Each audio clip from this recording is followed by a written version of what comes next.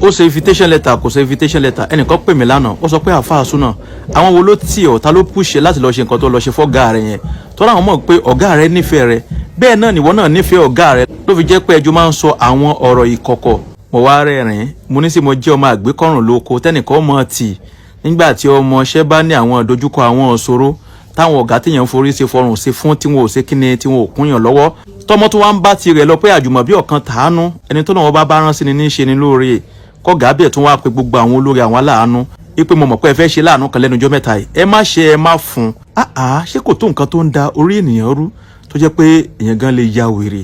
ẹ jẹ́ ká rò dáadáa lórí ọ̀rọ̀ ti invitation letter fún gbogbo ẹ̀yin tẹ́ ń kọ́ndẹ̀mù pé àfáà súnà lọ yọjú sọ́lọ́pàá ọlọ́pàá ń pè ọ́ lọ yọjú ìyìn sọ pé mi ò yọjú o bẹ́ẹ̀ ni mi ò sọ pé n ọ̀nà invitation letter tí àwọn ọlọ́pàá send sí mi àmọ́ tí mò ń sọ tí ò yá àwọn ènìyàn tó sì wà nínú lẹ́tà tí lọ́ọ̀yà mi kọ padà sí police station ni wípé gbogbo ọmọ nàìjíríà orílẹ̀-èdè ló wà entitled sí fundamental human rights especially right to freedom of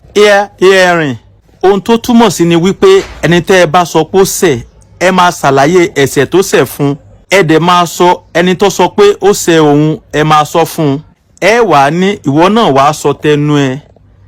ẹni tó ṣẹ̀ léléyìí in tó sọ pé ó ṣe léléyìí ìwọ náà wàá sọ tẹnu rẹ kọ́ńtẹ́ǹtì lẹ́tà tẹ́ ẹ sẹ́ndì sí mi kò ṣàlàyé ẹ̀ṣẹ̀ tẹ́ ẹ sọ pé mo ṣẹ̀ àtẹni tí mo ṣẹ̀ tẹ́ ẹ fi sọ wípé kí n yọjú sí yín so the only thing tí mò ń béèrè náà nìyẹn tí lọ́ọ̀yà mi ń béèrè wípé ẹ ṣàlàyé ẹ̀ lẹ́kùnrẹ́rẹ́ ẹni tó ní mo ṣẹ̀ òun àti nǹkan tí wọ́n ní mo ṣe ẹ ṣàlàyé rẹ̀ lẹ́kùnrẹ́rẹ́ tó fi jẹ́ wípé ẹ ní breach fundamental right mi kémi náà sì lè rí ibi pìpì ara mi láti lè wá defend ara mi ṣé mo ti wá béèrè tó pọ̀jù lábẹ́ òfin àbí tí mo sọ yẹn tí mo béèrè fún yẹn sógó against tó fi sọ ni ẹ dẹ̀ acknowledge letter tí lọ́ọ̀yà mi send sí yín lẹ́yìn ìgbà tẹ́ acknowledge letter yẹn tán tí ọlọ́pàá bá fẹ́ comply pẹ̀lú tó fi sọ kí ló ná ọlọ́pàá láti lè response letter tí lọ́ọ̀yà mi kọ sí wọn kí wọ́n dẹ̀ ṣàlàyé pé okay o ẹni báyìí lọ competition ẹni tí wọ́n ní mo ṣe léléyò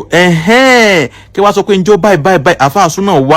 wá defend ara ẹ o kẹ wá òkú bóyá kò ní í wá ń jọ yẹn because àmọ́ ẹni tó competition àdẹ̀mọ̀ nǹkan tí wọ́n ní mo ṣe dèpòdépò báyà màá mọ bí màá ṣe pìpì ara mi báyà àwọn dọ́kúmẹ̀ntì mo fẹ́ kó lọ́wọ́ pẹ̀lú lọ́ọ̀yà mi. so àbẹ̀rẹ̀ nǹkan tó pọ̀ jù ìyẹn ni pé ta ló sọ pé mo ṣe nǹkan báyìí fóun kí wọ́n ní wọ́n ní mo ṣe kí n dẹ̀ lè pìpì ara mi ó yá àfáà súnà ìjọba yá wá pẹ̀lú lọ́ọ̀yà màá dẹ̀ máa bọ̀ nǹkan tí mi ò tí ì mọ̀